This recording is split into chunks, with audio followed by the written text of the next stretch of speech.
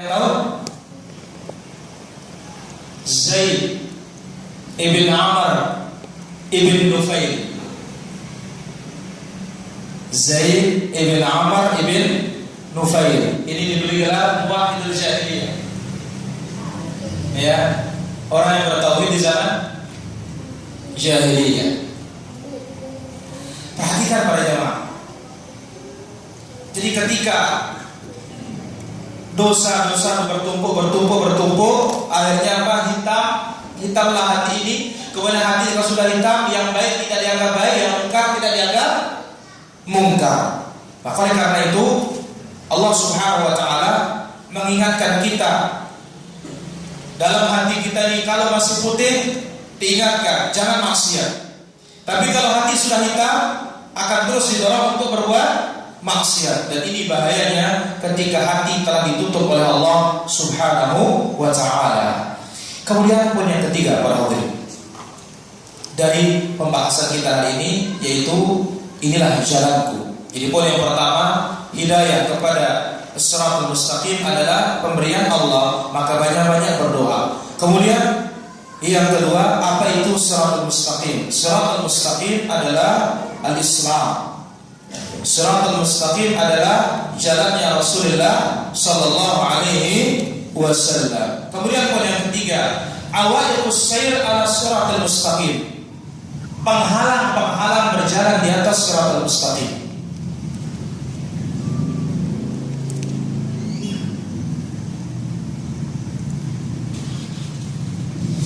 Nah, ketika kita berjalan di atas Shiratal Mustaqim, di atas jalannya Nabi, di atas jalannya para sahabat Nabi sallallahu alaihi wasallam, harus kita tahu di depan kita ada penghalangnya. Jadi jalannya tidak mulus. Kalau mulus-mulus para jamaah, ya surga. Di dunia nggak ada yang mulus. Orang beriman mesti diuji. Nah, awal ini, penghalang-penghalang ini secara umum terbagi menjadi tiga. Telah datang di dalam suratul Fatihah menjelaskan cara aman untuk tidak jatuh dalam tiga penghalang ini.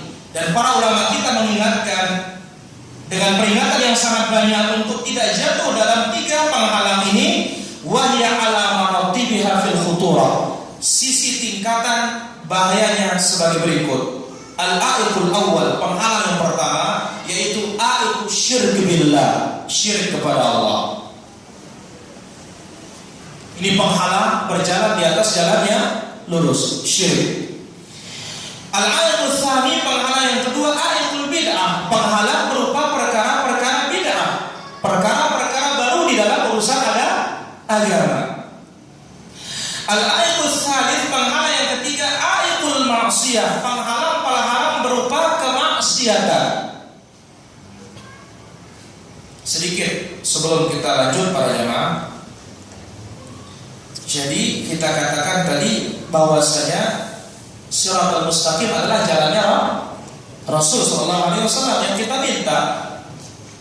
Nah, di dunia kita dituntut berjalan di atas Shiratal Mustaqim. Maka ketahuilah di akhirat pula kita akan berjalan di atas Shiratal Mustaqim, yaitu di atas apa? Jahannam. Di atas neraka Jahannam. Di dunia harus kalau mau selamat. Di akhirat yang bisa jalan di atas sirat, yang jalan di dunia di atas mustaqim juga. Kamu nggak berjalan di dunia di atas Shiratal Mustaqim, kena dengan penghalang-penghalang ini, nggak akan jalan masuk. Maka Allah berfirman di dalam surat Maryam ayat 71,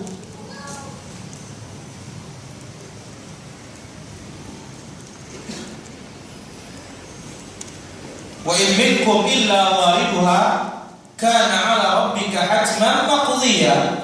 Setiap kalian pasti akan melewatinya, pasti mendatanginya. Nah, orang beriman lewat, orang yang tidak beriman masuk. Karena Nabi Yusuf menjelaskan yunsabu ala matni jahannam, dibentangkan di atas apa? Neraka jahannam. Nah, di saat itu para ikhwan, di saat berada di atas sirat ini, di sanalah Allah Azza wa Jalla akan gantikan langit dengan bumi ini. Yauma tubaddalul ardu ghairal ard was samawat wa barazu lillahil wahidil qahhar. Hari itu Allah Subhanahu wa taala akan gantikan bumi dan langit bukan dengan bumi yang sekarang. Ya. Yauma tubaddalul ardu ghairal ardi was samawat. Dalam surat Ibrahim ayat yang ke-48. Waktu kita berada di atas sirat, di sini Allah rubah langit, Allah rubah bumi. Bumi yang di sana di akhirat nanti sampai dibentuk adalah menjadi roti, berarti. Dan penduduk surga begitu masuk surga, pertama kali hidangannya roti. Rotinya terbuat dari mana? Dari bumi. Potong-potong. Kemudian yang menjadi lauknya tahu? Ziyadat kabidil hud. Daging yang nempel di hatinya ikan paus. Di hati ikan paus ada daging nempel. Daging yang nempel daging yang paling enak. Itu hadiah makanan pembuka bagi penduduk surga. Nah, siapa yang berjalan di atas siratal mustaqim di dunia ini, di atas jalannya Rasul dan para sahabatnya di dunia ini, maka apa? Dia akan jalan pula di atas sirat yang ada di atas neraka jahannam. Nah, penghalangnya ini yang berat besar. Pertama syirik, yang kedua bid'ah, yang ketiga adalah maksiat. Hal ini telah dijelaskan dalam hadis yang kita ambil tadi yang diriwayatkan oleh Imam Ahmad, yaitu Nabi SAW menggaris satu garis lurus dan mengatakan ini sabilullah, jalan Allah. Kemudian menggaris ke kiri dan ke kanan. Lalu Nabi mengatakan hadhihi subul mutafarriqah, ini banyak jalan. Ala kulli sabilin minha syaitanun yad'u ilaih, setiap jalan ada setan yang mengajak. Lalu Nabi membacakan ayat wa anna hadza sirati mustaqiman fattabi'u, inilah jalanku yang lurus, ikutilah dia, wa la tattabi'us subula, jangan ikuti jalan-jalan yang banyak. Apa kata Mujahid? Subul apa artinya? Al-bid'ah wasyubuhat, perkara-perkara bid'ah, demikian juga syubhat. Baik para hadirin, jalan yang disebut oleh Nabi Sallallahu Alaihi Wasallam atau subul, jalan-jalan yang disebut oleh Nabi Sallallahu Alaihi Wasallam kiri kanan ini tidak keluar dari tiga.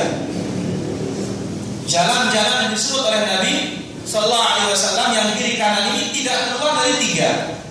Pertama, imma sabil yudkhilu bihil insan ila syirik. Ada jalan memasukkan manusia kepada syirik. Dan ini syirik yang luar biasa para jemaah, bahayanya dan ngerinya serta samarnya, sampai Nabi katakan apa? Asyirku fikum akhfa min dabibin namlatis sauda.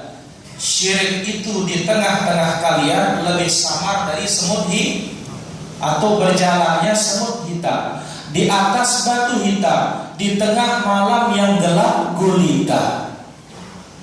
Sampai sahabat kaget, lalu minta doa kepada Nabi Sallallahu Alaihi Wasallam. Maka Nabi mengajarkan doanya apa?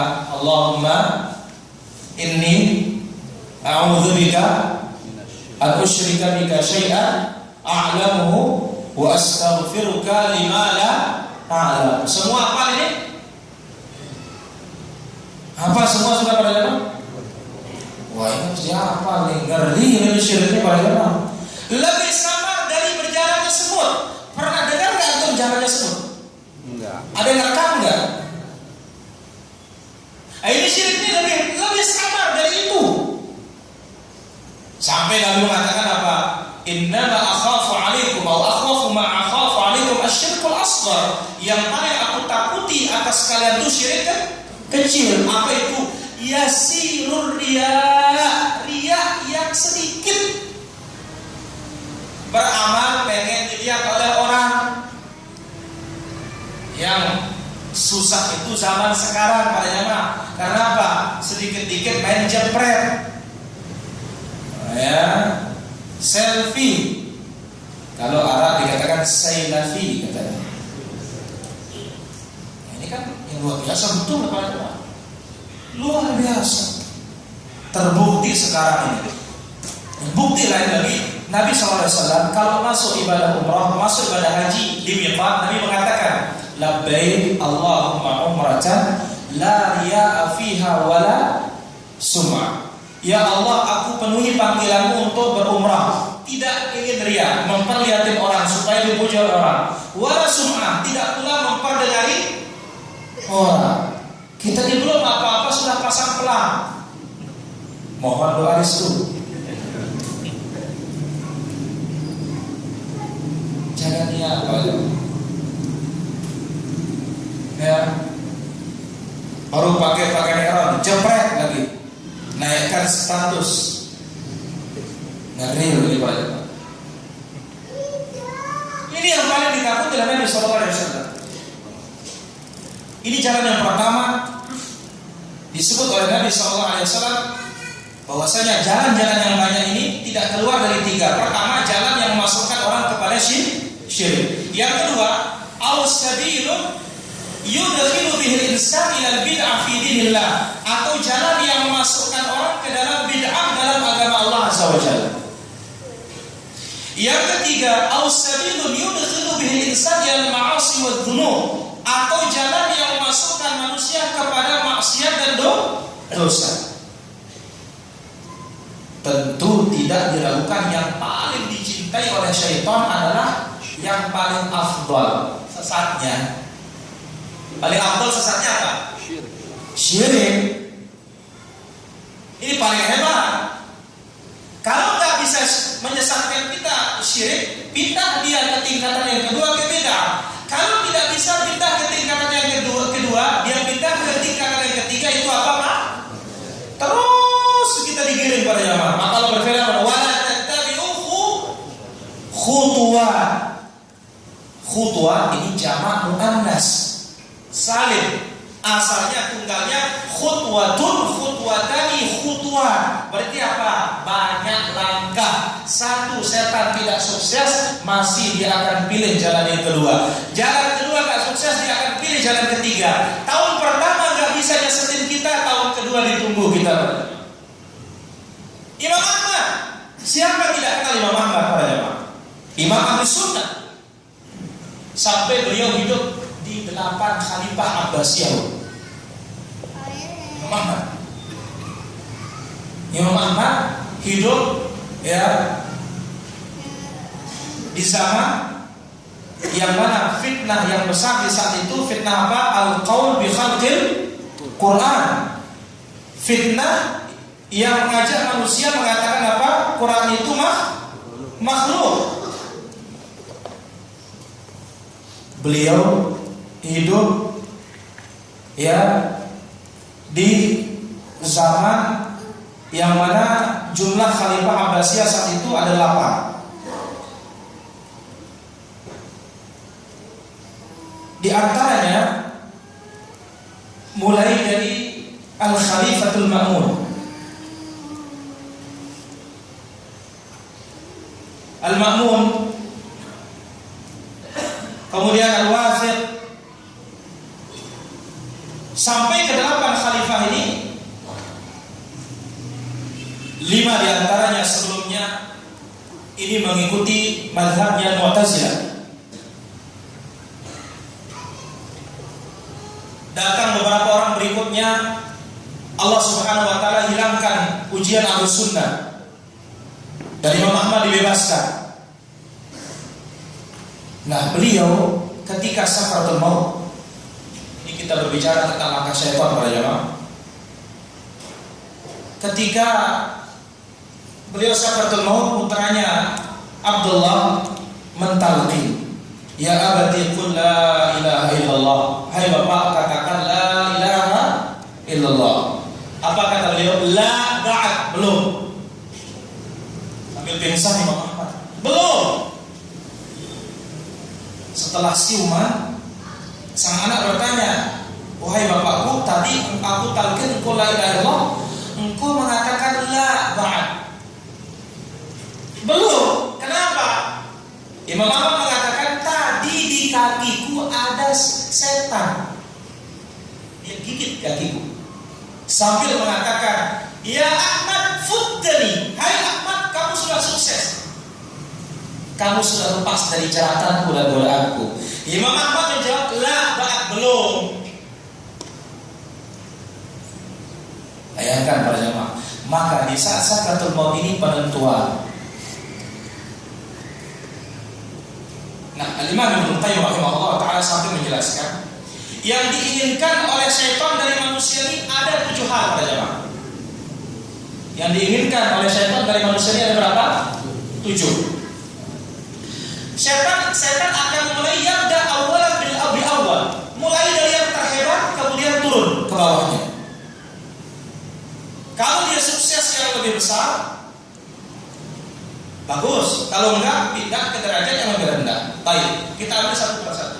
Fa huwa awwalan yuridu minal insan asyirka billah azza wa jalla. Setan ini pertama inginnya manusia jatuh syirik. Sejarah membuktikan para jemaah. Pada kaum siapa? Nabi Nuh. Antara Nuh dengan Adam berapa tahun?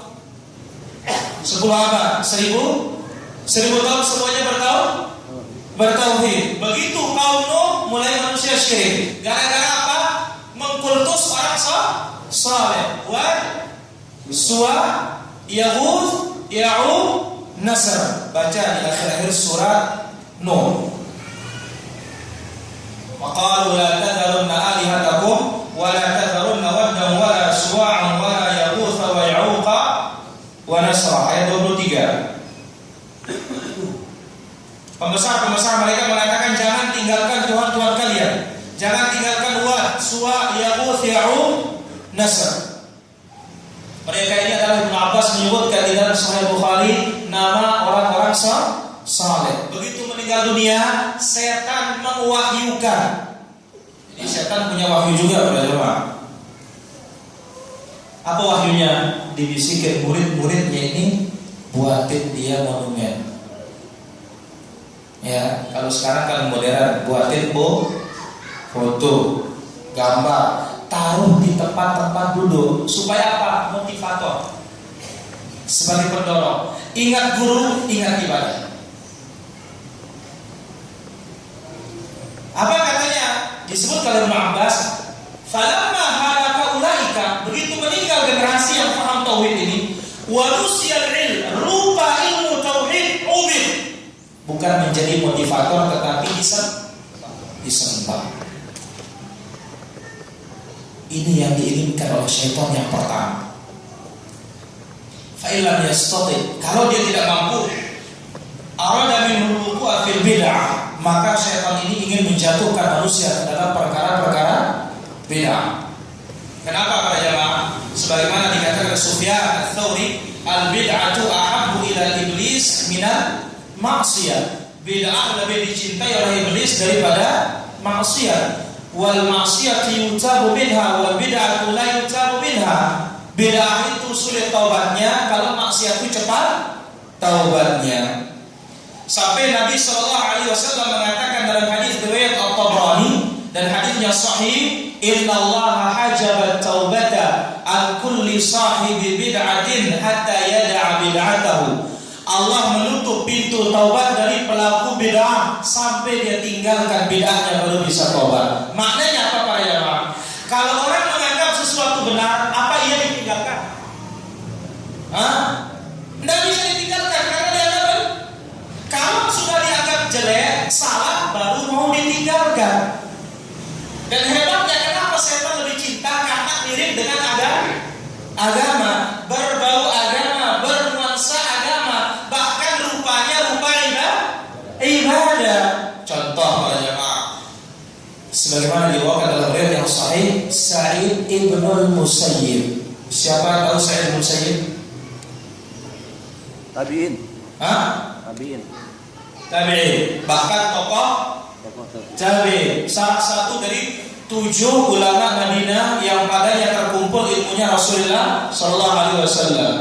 Ubaidullah Urwatul Qasimin, Sa'idun Abu Bakar Sulaiman Kharijah. Sa'id bin Musayyib melihat seseorang sholat sunnah sebelum fajar. Artinya sholat sunnah fajar, bukan 2 rakaat, banyak rakaat. Kenapa banyak rakaat?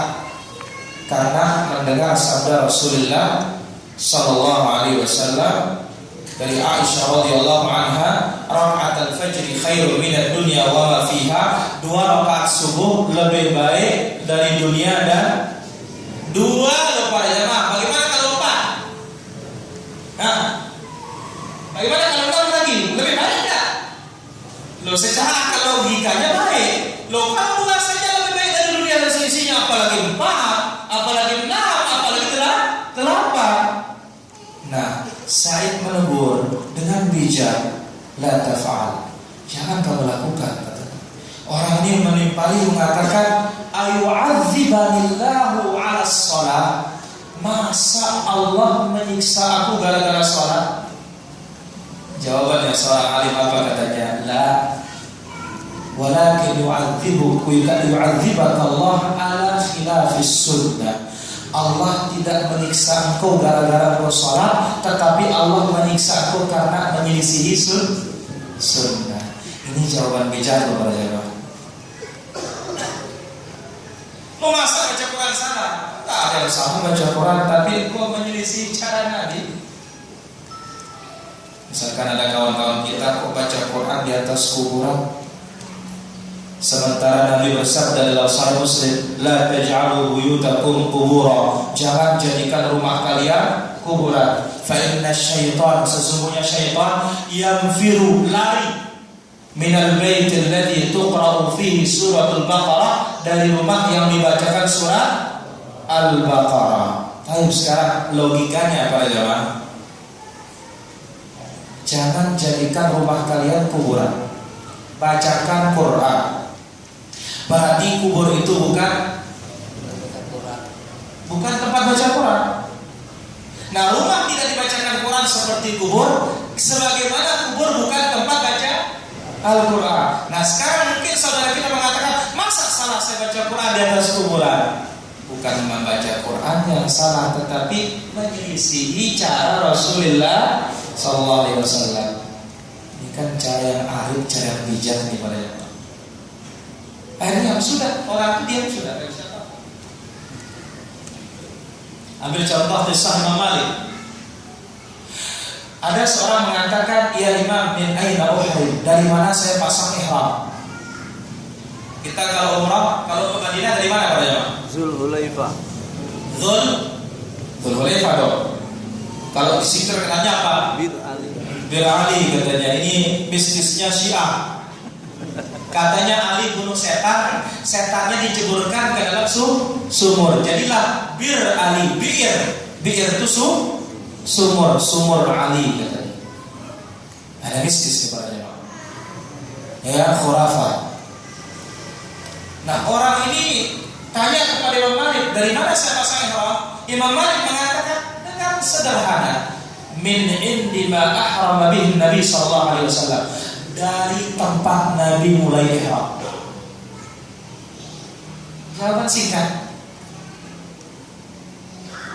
Orang ini mengatakan, amma ana, adapun aku, uridu an uhrima min indi Masjidin Nabawi wa min indi qabrin Nabi katanya. Saya ini maunya umrah itu pasarnya mulai dari Masjid Nabawi di kubur Nabi. Imam Malik menimpali, la taf'al, akhsha 'alaikal fitnah. Jangan, saya khawatir kamu terfitnah nanti. Orang ini menjawab, wa ayu fitnah? Apa fitnahnya wahai Imam? Ini kan nambah hanya beberapa mil saja, beberapa kilometer mundur ke belakang. Apa jawaban beliau? Wa ayu fitnatin asyad? Adakah fitnah yang lebih dahsyat min annaka tara nafsaka sabaqta ila fadilatin lam yaf'alhu Rasulullah sallallahu alaihi wasallam atau lam yaf'alha Rasulullah sallallahu alaihi wasallam? Tidak ada fitnah yang lebih dahsyat selain daripada engkau memandang dirimu telah mengerjakan mengerjakan suatu keutamaan yang Nabi belum mengerjakannya. Ini fitnah paling besar. Tergiur kita para jemaah. Rasul gak pernah saya duluan mengerjakan dia. Ini fitnah paling hebat. Ini makna dari fitnah. Dan demikian pula amalan-amalan bid'ah ini para jemaah dihiasi oleh iblis. Kemudian berikutnya, kalau tidak sukses menjatuhkan kita dalam bid'ah, dia berpindah kepada apa? Menjatuhkan kita ke dalam dosa. Wadzunubu munqasimatun ila shaghair wa kabair. Dosa itu terbagi menjadi dua, ada dosa besar, ada dosa kecil. Udah berapa ini? 4. Syirik, kemudian bid'ah, kemudian dosa besar, kemudian dosa kecil. 4 sudah.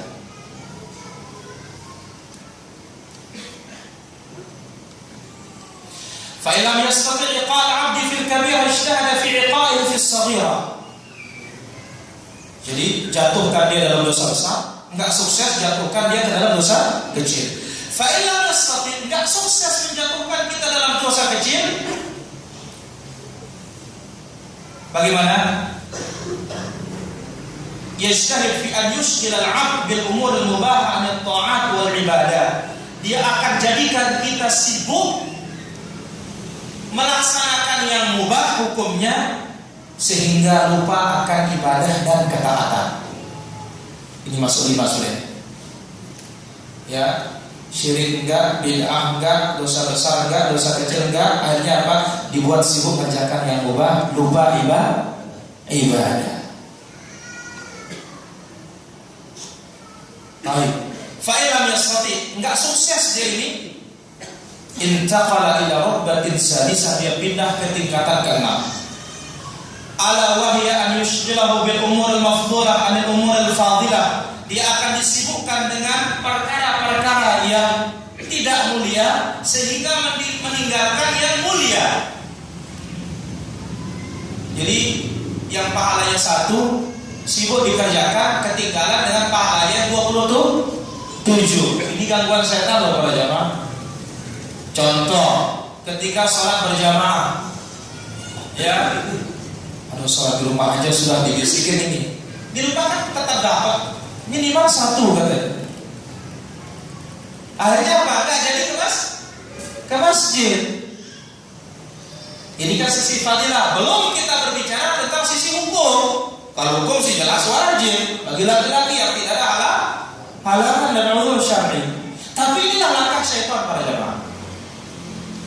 Baik. Fa'ilam yastati' hadhihi sadisah. Kalau enggak bisa poin ke-6 ini, dia pindah ke poin yang ke-7. Poin yang ke-7 ini enggak ada yang selamat. Andai kata ada yang selamat, Rasul pun selamat. Ada yang selamat di nomor 7. Apa itu? An yusallita 'alaihi min junudi man yu'dhihi.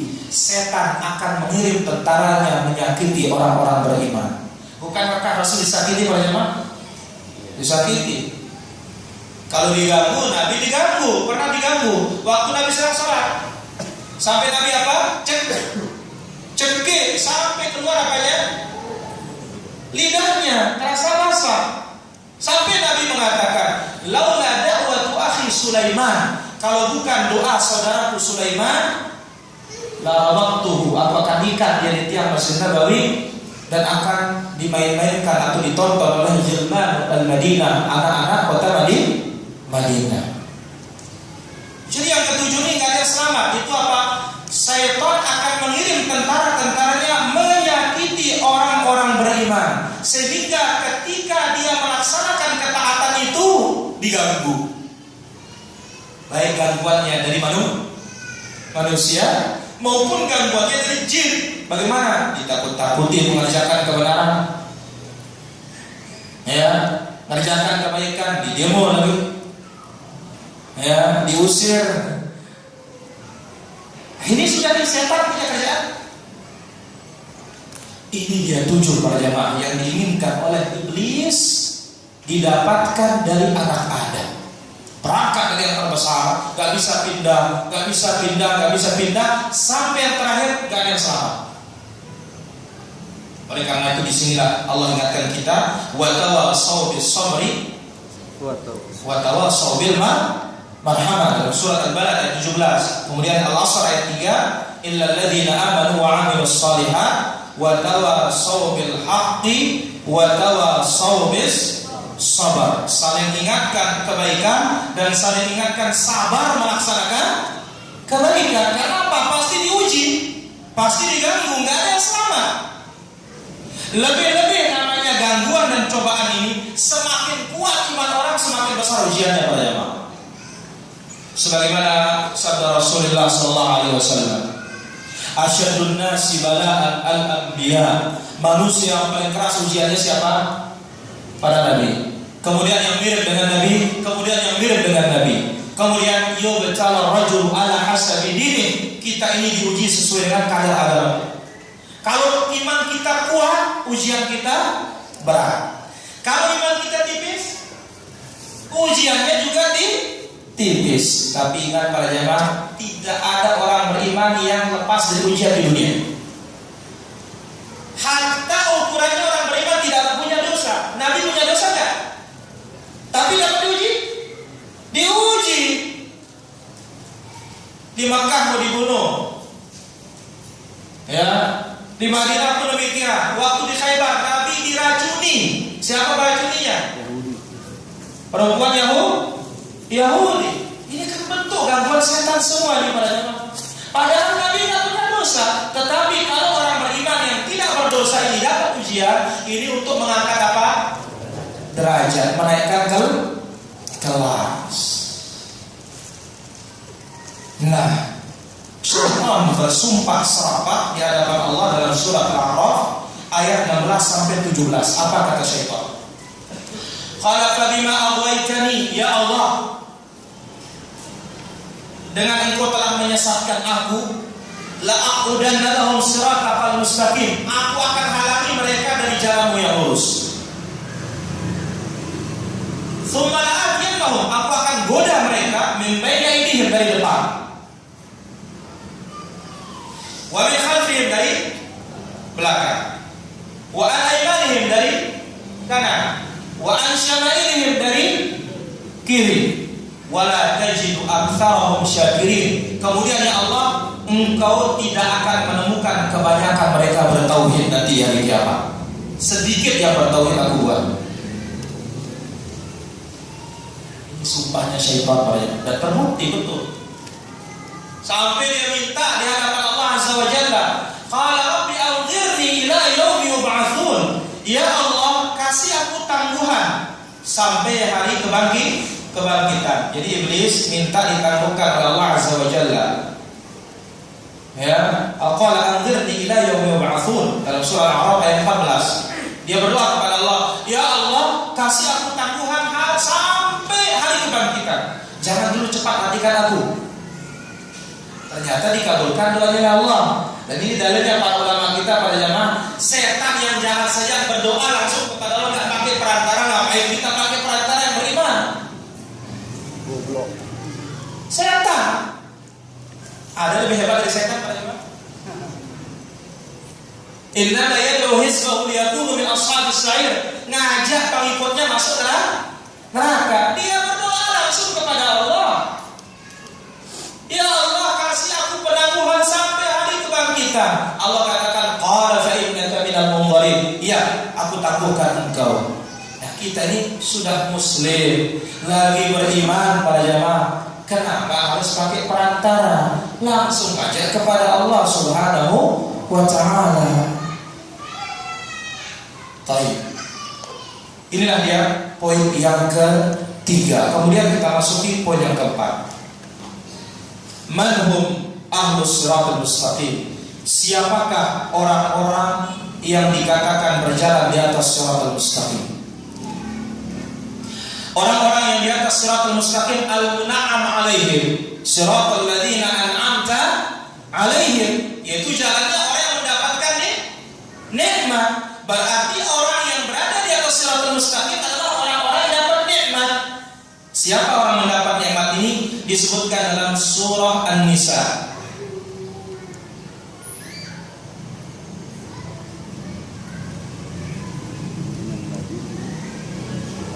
ayat yang ke-69.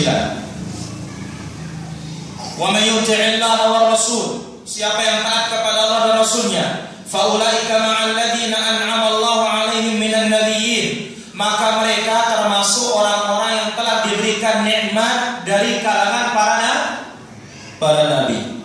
Para nabi ini banyak sekali para jemaah. Berapa jumlahnya? 124.000. Kalau Rasul saja berapa? 315. Subhanallah. Jadi yang mendapat nikmat ini adalah para nabi. Yang terdepan dari nabi siapa? Rasulullah sallallahu alaihi wasallam. Was-siddiqin. Kemudian yang termasuk mendapat nikmat ini orang-orang siddiq, jujur, membenarkan Allah, membenarkan Rasul. Yang terdepan siddiq siapa? Abu Bakar as-Siddiq. Wasyuhada, yang mendapat nikmat adalah orang-orang mati syahid. Yang terdepan mati syahid siapa?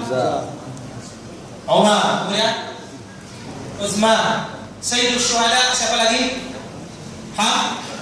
Hamzah.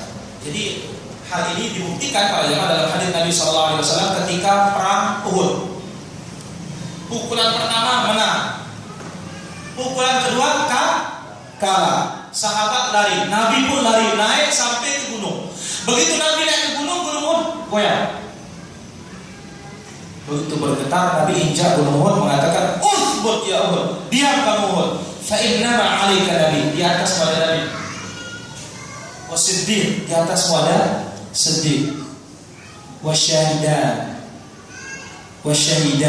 Ada dua syahid. Jadi Nabi satu bersama siapa? Abu Bakar, Umar, Utsman. Subhanallah, perhatikan yang dua ini para jemaah bukan mati di medan perang. Umar sedang apa? Salat apa? Subuh. Lagi baca surat apa? Surat Yusuf. Ketika pada siapa? Abu Lu'lu, Al-Fayruz, Ghulam Mughirah.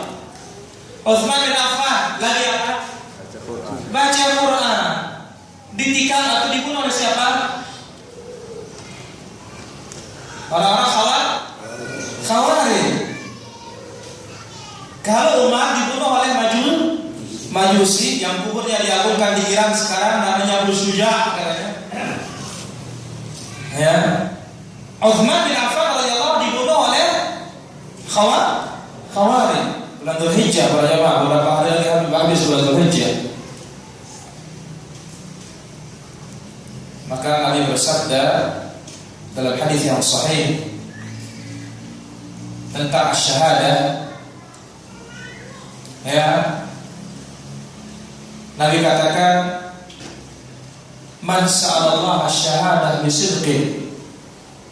Barang siapa yang minta syahid dengan jujur, ballaghahu Allah manazil asy-syuhada wa in mata 'ala firashihi. Allah sampaikan derajatnya ke derajat orang mati syahid meskipun mati di atas kasurnya. Umar bin Khattab, Utsman bin Affan. Maka mesti kita minta syahadah kepada jemaah. Nah, ini yang terkemuka. Was-salihin, dan orang-orang saleh ini yang mendapat nikmat. Yang terdepan orang saleh adalah para sahabat, sehingga mereka digelar apa? Salafus salih. Nah, inilah dia ahlus siratal mustaqim. Nah, ketika kita berjalan mengikuti jalan mereka ini, ikuti jalannya Nabi SAW, jalannya Abu Bakar, Umar, Utsman, kemudian sahabat, jangan merasa istihash, asing. Sebagaimana ucapannya Fudail bin Iyad rahimahullah, beliau berkata, "La tastawhish bi qillatis salikin." Ya, ilzam turuqal huda wa la tastawhish bi qillatis salikin. Tetaplah engkau di atas jalan hidayah, jangan merasa asing meskipun yang ikut sedikit. Wa iyyaka wa turuqad dhalal wa la tadhtar bi kathratil halikin. Jangan ikuti jalan sesat dan jangan engkau tertipu dengan banyaknya orang-orang yang celaka. Karena ingat para jemaah, ya, kita ini betul nggak hidup dengan Nabi, tetapi mengikuti Nabi. Bahkan Nabi SAW katakan, orang yang mengikuti Nabi SAW tidak melihat Nabi, ini siapa namanya? Saudara Nabi. Ini saudara-saudara Nabi. Kalau yang bertemu dengan Nabi apa namanya? Sahabat Nabi. Yang ikut Nabi tidak melihat Nabi namanya apa? Saudara Nabi. Dalam hadis yang sahih dibawakan dalam silsilah sahihah, Rasulullah SAW bersabda, "Wadidtu anni laqitu ikhwani." Aku berangan-angan bertemu dengan saudara-saudaraku. Qalu, sahabat berkata, "Awalasna ikhwanuka?" Ya Rasulullah, bukankah kami saudara-saudaramu? Qala, la. Nabi katakan tidak. Bal antum ashabi, kalian itu sahabatku. Ikhwani, saudaraku adalah man amana bi wa lam yarawni, beriman kepadaku dan tidak melihat aku. Itu kebahagiaan di para jemaah. Enggak ketemu dengan Nabi tetapi percaya kepada Nabi. Hanya apa? Hanya dengan perawi kita bisa percaya kepada jemaah. Quran jelas terjaga. Hadis Nabi SAW yang menjaganya para perawi tersebut dengan sebab Allah Subhanahu Wa Taala. Ya, sholatnya Nabi SAW kita contoh, puasanya Nabi kita contoh, hajinya Nabi kita contoh, jihadnya Nabi kita contoh, hanya bermodalkan perawi. Padahal nggak melihat Nabi SAW, maka mereka dikatakan apa? Ikhwanun Nabi, saudara-saudara Rasulullah SAW. Maka Allah mengatakan an'amta alaihim, ini kandungannya apa? Seorang hamba berjalan di atas siratal mustaqim, ini nikmat Allah. Kalau bukan karena nikmat Allah, kita nggak bisa berjalan di atas siratal mustaqim. Dan ketahuilah, kita mendapatkan nikmat Allah Subhanahu wa taala dengan dua sebab. Mendapatkan nikmat Allah dalam ayat ini dengan dua sebab. Yang pertama, ilmun bil haq, kenal yang benar. Yang kedua, amalun bil haq, laksanakan kebenaran. Karena ingat, yang mendapat nikmat ini lawannya dua. Maghdub, dhal. Maghdub di bagaimana? Punya ilmu tetapi tidak melaksanakannya. Yang dhal di bagaimana? Enggak punya ilmu tapi rajin beribadah. Yang maghdub ini asalnya Yahudi, tahu Rasul, tahu kebenaran, tidak mau. Kenapa? Penyakit gengsi. Ini bukan kaum saya, enggak beriman.